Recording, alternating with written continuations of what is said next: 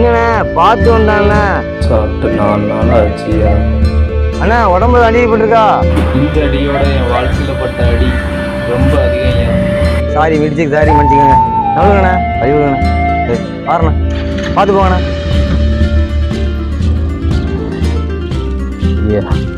வாழ்றதோட சித்தெல்லாம் போல இருக்கு. பண்ணே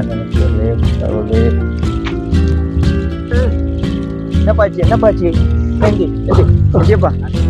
எந்திப்பா அப்பமே இருந்து வாட்ச் பண்ணிட்டு இருக்கேன். அந்த ஊர்ல வரும்போது அந்த பைக்கில் விழுந்த, இங்க வந்து தன்னறியாம குட்டிக்காரன் அடிச்சு விடுறிய.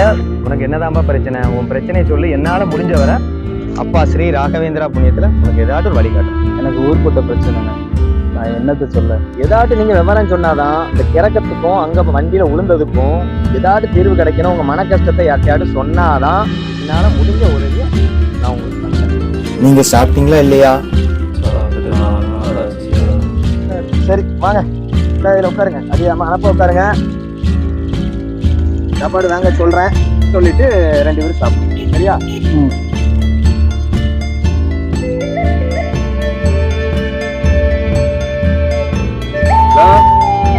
ஐயா ஒரு 2 சாப்பாடு கொண்டு வாங்க. ஆமா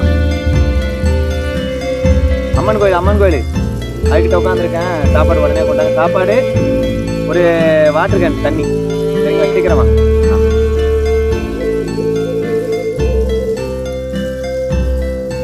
உங்க வாழ்க்கையில் என்னதான் நடந்துச்சு? எல்லாமே கடன் பிரச்சனை தாங்க. பிஸ்னஸ் ஆரம்பிச்சேன்.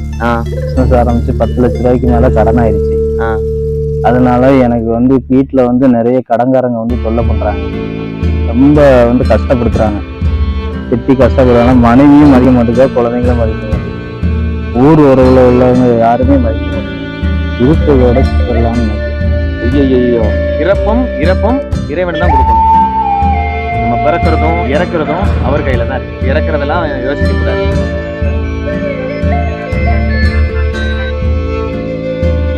சொல்லுங்கய்யா. ஆமா அந்த ரோடு பாலத்துக்கு தோண்டிட்டு இருக்காங்களா? சரிங்கய்யா சரிங்க. நான் அந்த வாரேன் கடையில வந்து சாப்பிட்டுக்கிறேன். அம்மா 2 சாப்பாடு எடுத்து, சாம்பார் சாப்பாடு எடுத்து வைங்க, ஒரு தண்ணி கேன். சரிங்களையா? சரி இங்க வரேன். சரி சரியா. நல்லா எல்லாம் நல்லா இருக்காங்க. நல்லதுயா. ஒரு உங்க பிரச்சனைக்கு கண்டிப்பா முடிவு இருக்கு. வாங்க. ஸ்ரீ ராகவேந்திரா கேள்விப்பட்டிருக்கீங்களா? அதாவது மந்திராலயா மகாபிரபு கேள்விப்பட்டிருக்கீங்களா? சரிங்கய்யா. அந்த மகான் ராகவேந்திர சாமிகளை பத்தி விளக்கமா சொல்லுங்க ஐயா. கண்டிப்பா சொல்றேன். வேங்கடநாதர் தஞ்சாவூர்ல 1621ஆம் ஆண்டு அனைத்தையும் துறந்து துறவரம் ஏற்று சுதீந்திர மத்வ மடத்தின் பீடாதிபதியாக பகவான் ஸ்ரீ ராகவேந்திர தீர்த்தராக பொறுப்பேற்றுக்கிறாரு. மத்வ மடத்தின் பீடாதிபதியாக பொறுப்பேற்றதுக்கு அப்புறமா ஸ்ரீ ராகவேந்திரர் பல்வேறு யாத்திரைகளை மேற்கொள்றாரு.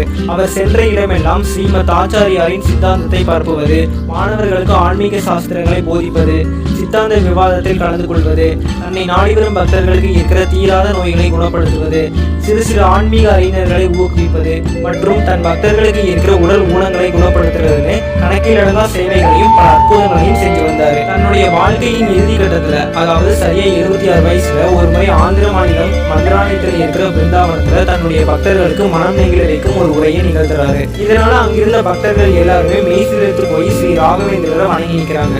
இவ்வாறு உரையாற்றிய பிறகு ஸ்ரீ ராகவேந்திரர் பிரணவ மந்திரத்தை சொல்லிக்கிட்டே ஆழ்ந்த தியானத்துல இறங்குறாரு. ஒரு கட்டத்துக்கு மேல அவர் கையில ஏந்தி இருந்த ஜபமாலை நின்று போயிடுச்சு. அந்த அறிகுறியை புரிஞ்சுக்கிட்ட ஸ்ரீ ராகவேந்திரரோட சீடர்கள் அவர் ஜீவசமாதி அடைஞ்சதை உணர்றாங்க. அதன் பிறகு பகவான் ஸ்ரீ ராகவேந்திரர் சுத்தியுமே சுவர் எழுப்புறாங்க.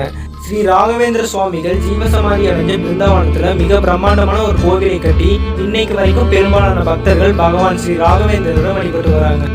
எதனால இதெல்லாம் உங்ககிட்ட சொல்லிட்டு இருக்கேன்னா, ஒரு காலத்துல என்னையும் ஒரு மனுஷனா கூட என் சொந்த பந்தங்கள் நாயோட கேவலமா மதிப்பாங்க. என்னைக்கு அப்பா ஸ்ரீ ராகவேந்திராவை நான் கெட்டியமா பிடிச்சதும் அதுக்கப்புறம் எனக்கு எந்த பிரச்சனையும் வந்ததில்லை. அப்பா ஸ்ரீ ராகவேந்திராட்ட உங்ககிட்ட பிரச்சனையை கூட சொல்ல வேண்டாம். உங்களோட பிரச்சனைகள் அப்பாவுக்கு தெரியும். நீங்க போய் அப்பாவை பார்த்தாலே போதும். மன கஷ்டம், பண கஷ்டம், எல்லா பிரச்சனையும் தீரும். நம்மளுடைய பிரச்சனையை காது கொடுத்து கேட்கும் ஒரே குரு அப்பா ஸ்ரீ ராகவேந்திரா மட்டும்தான். ஒரு டைம் நீங்க மகாபிரபு மந்திராலயம் போய் பார்த்துட்டு வாங்க. உங்க பிரச்சனை, கடன் பிரச்சனை எல்லாம் தீரும். சரி, நல்லதோ கெட்டதோ நீங்கள் சொல்லிட்டீங்க ஒரு டைம் நான் மந்திராலயத்துக்கு போயிட்டு வரேன், அப்படியாட்டும் என் வாழ்க்கை மாறுதான் தோணும். போயிட்டு வாங்க, உங்க வாழ்க்கையே மாறும். கண்டிப்பா என்ன நீங்க ஒரு நாள் பார்க்க வருவீங்க, இதுக்குன்னே பார்க்க வருவீங்க. சரி இது உண்மை. பார்க்கலாம். எங்க போறீங்க? பசி அதிகமா இருக்கு, ஒரு டீ குடிச்சிட்டு போகலாம். அப்படியே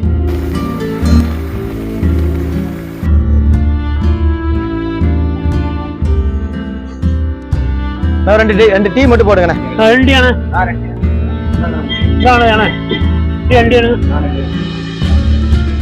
சரி, டீ குடிச்சிட்டு நான் சொன்ன மாதிரி ஸ்ரீ ராகவேந்திரா பார்க்க, மகானை பார்க்க மந்திராலயம் போயிட்டு வாங்க. பிரச்சனைகள் தீரும். டீயை குடிங்க. இதே மாதிரி சூசைட் பண்ற இதை நிலைமை என்னைக்கு கொண்டு வராதீங்க. பிறப்பும் இறப்பும் இறைவனுக்கு மட்டும்தான் முடியும். சரிங்களா? இதை மட்டும் நான் சொன்னதை மைண்ட்ல ஏற்றிக்கோங்க. அதாவது எந்த பிரச்சனை வந்தாலும் கடைசி வரை போராடணும். சரியா? டீ குடிச்சு அடிக்கலாம். சரியா? சரி, நான் சொன்னதை நினைவு வச்சுக்கோங்க. சரி, பார்ப்போம். நல்லதே நடக்கும், நல்லதே நினைக்கிறேன்.